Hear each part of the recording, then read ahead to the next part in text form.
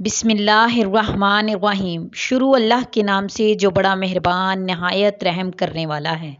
السلام علیکم ورحمۃ اللہ وبرکاتہ۔ حضرت موسیٰ علیہ السلام کے ہاتھوں سے ایک قبطی کا اتفاقی قتل۔ حضرت موسیٰ علیہ السلام فرعون کے ہاں شاہی محل میں پرورش پاتے ہوئے جوانی کی عمر کو پہنچ گئے۔ اسی دوران آپ علیہ السلام اپنے والدین اور عزیز و اقارب سے اپنے آباء و اجداد حضرت ابراہیم علیہ السلام، اسحاق، یعقوب، حضرت یوسف علیہ السلام کی تعریف سن کر ان سے بہت زیادہ متاثر ہوتے تھے۔ اللہ تعالیٰ نے آپ علیہ السلام کو حکمت و دانائی عطا فرمائی، اپنی نعمتوں سے نوازا۔ آپ علیہ السلام کو جوانی کی عمر میں پہنچتے ہی یہ معلوم ہو گیا کہ آپ کا تعلق بنی اسرائیل سے ہے۔ قبطی قوم سے آپ علیہ السلام کی کوئی رشتہ داری نہیں ہے۔ فرعون نے بنی اسرائیل پر ظلم و ستم زیادتی کرتے ہوئے انہیں اپنا غلام بنا رکھا ہے۔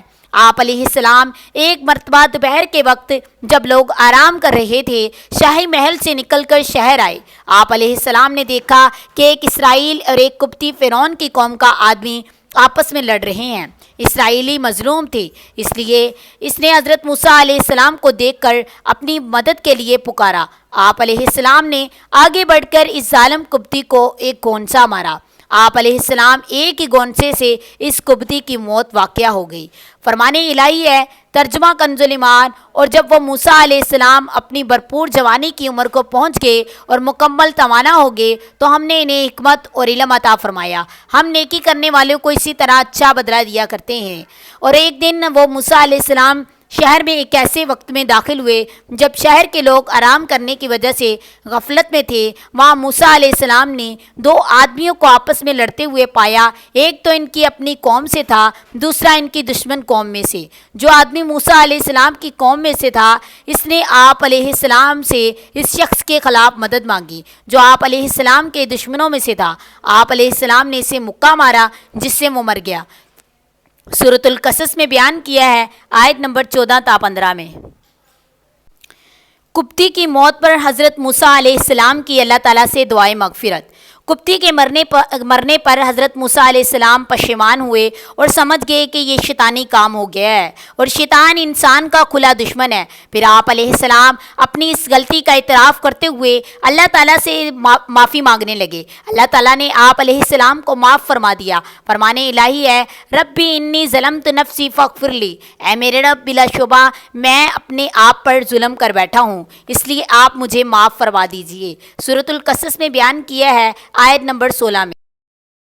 آپ علیہ السلام نے فوراً کہا، یہ تو شیطانی کام ہوا ہے۔ بلا شبہ شیطان انسان کو گمراہ کرنے والا کلم کلا دشمن ہے۔ پھر آپ علیہ السلام نے یہ دعا مانگی، اے میرے رب بلا شبہ میں اپنے آپ پر ظلم کر بیٹھا ہوں، اس لیے آپ مجھے معاف فرما دیجئے۔ چنانچہ اللہ نے انہیں معاف کر دیا، بے شک وہ بڑا بخشنے والا بے حد رحم کرنے والا ہے۔ آپ علیہ السلام نے کہا، اے میرے رب آپ نے مجھ پر انعام و احسان کیا، اب میں مجرموں کا مددگار نہ بنوں گا۔ سورۃ القصص میں بیان کیا ہے، آیت نمبر 15 تا 17 میں۔ قبطی کے قتل کا راز فاش۔ جب حضرت موسیٰ علیہ السلام کے ہاتھوں قبطی قتل ہو گیا تو آپ علیہ السلام اس واقعے کے بعد بہت زیادہ خوفزدہ ہو گئے کہ اگر فرعون کو اس واقعے کا علم ہو گیا تو وہ نہ جانے میرے ساتھ کیا سلوک کرے گا۔ آپ اسی خوف کے عالم میں دوسرے دن شہر میں نکلے تو دیکھا پھر وہی اسرائیلی ایک دوسرے قبطی سے لڑ رہے ہیں۔ موسیٰ علیہ السلام کو دیکھتے ہی اس نے آپ علیہ السلام کو پھر اپنی مدد کے لیے پکارا۔ آپ علیہ السلام نے اس اسرائیلی سے کہا کہ تم بڑے جھگڑالو آدمی ہو، تم سب سے جھگڑتے اور لوگوں کے لیے پریشانی کا سبب بنتے ہو۔ پھر آپ علیہ السلام نے اس قبطی کو روکنے کے لیے اس کی طرف ہاتھ بڑھایا۔ اسرائیل یہ سمجھ بیٹھا کہ شاید آپ علیہ السلام مجھے پکڑنا چاہتے ہیں، لہٰذا اس نے اپنی جان بچانے کے لیے شور مچانا شروع کر دیا۔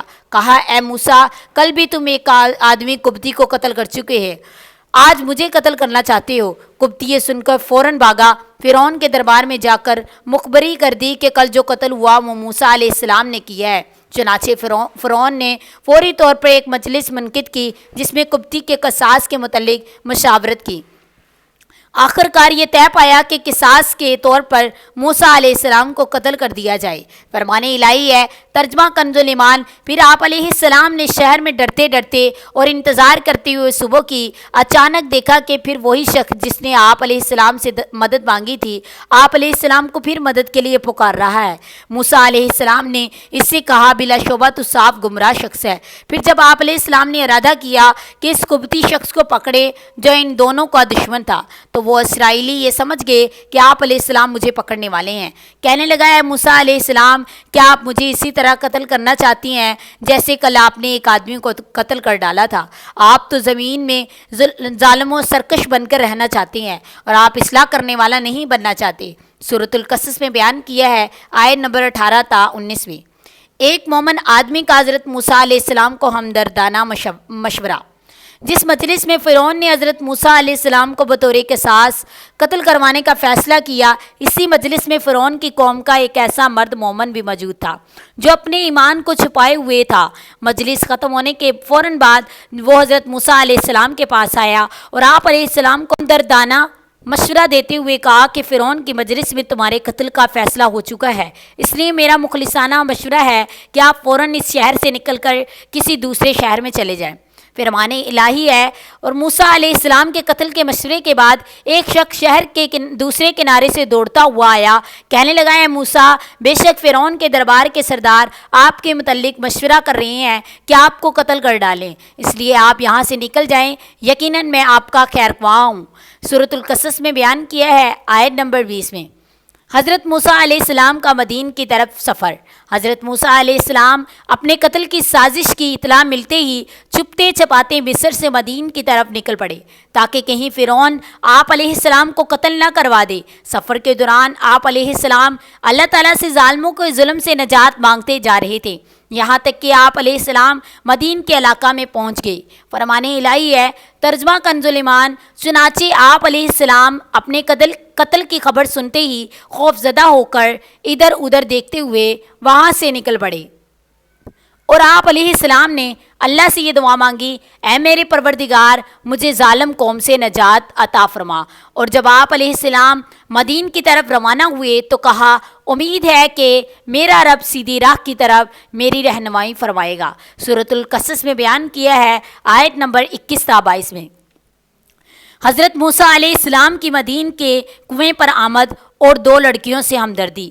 حضرت موسیٰ علیہ السلام مصر سے چل کر مدین کے علاقہ میں پہنچے تو دیکھا کہ ایک کنواں پر لوگ اپنے جانوروں کو پانی پلا رہے ہیں اور دو لڑکیاں اپنی بکریوں کو پانی پلانے کی بجائے انہیں دور ہٹا رہی ہیں۔ آپ علیہ السلام ہمدردی کے جذبہ سے ان کے پاس گئے اور پوچھا، تمہارا کیا معاملہ ہے؟ تم اپنی بکریوں کو پانی پلانے کی بجائے دور کیوں ہٹا رہی ہو؟ انہوں نے جواب دیا، ہم کمزور ہیں اور کنویں سے پانی نہیں نکال سکتی، ہمارے والد بوڑھے ہیں اور ہمارا کوئی بھائی بھی نہیں ہے، اس لیے ہم ان لوگوں کے پانی پلانے کا انتظار کرتی ہیں۔ جب یہ لوگ اپنے جانوروں کو پانی پلا لیتے ہیں تو ہم بچا ہوا اپنی بکریوں کو پانی پلا لیتی ہیں۔ آپ علیہ السلام نے ان سے ہمدردی کرتے ہوئے کنویں سے پانی کھینچ کر ان کی بکریوں کو پانی پلا دیا۔ فرمان الہی ہے۔ ترجمہ کنز ایمان۔ جب آپ علیہ السلام مدین کے پانی کنویں پر پہنچے تو دیکھا کہ لوگوں کی جماعت اپنے جانوروں کو پانی پلا رہی ہیں اور ان کے علاوہ دو لڑکیوں کو بھی دیکھا جو اپنی بکریوں کو روک رہی ہیں۔ آپ علیہ السلام نے ان لڑکیوں سے پوچھا، تمہیں کیا پریشانی ہے؟ ان دونوں نے جواب دیا، ہم اس وقت تک اپنی بکریوں کو پانی نہیں پلا سکتی جب تک یہ چراوا ہے لوٹ نہ جائے اور ہمارے والد بہت ہی بوڑھے آدمی ہیں۔ موسیٰ علیہ السلام نے ان دونوں پر ترس کھاتے ہوئے ان کی بکریوں کو پانی پلا دیا۔ سورۃ القصص میں بیان کیا ہے، آیات نمبر 23 تا 24 میں۔ اب تک کے لیے اللہ حافظ۔ اللہ تعالیٰ آپ سب لوگوں کو جزائے خیر عطا فرمائے۔ اللہ تعالیٰ آپ لوگوں کو اپنے حفظ و امان میں رکھیں، ہمیں ایمان کی موت نصیب فرمائے، آمین، جزاک اللہ۔ جن لوگوں نے میرے چینل کو سبسکرائب نہیں کیا تو پلیز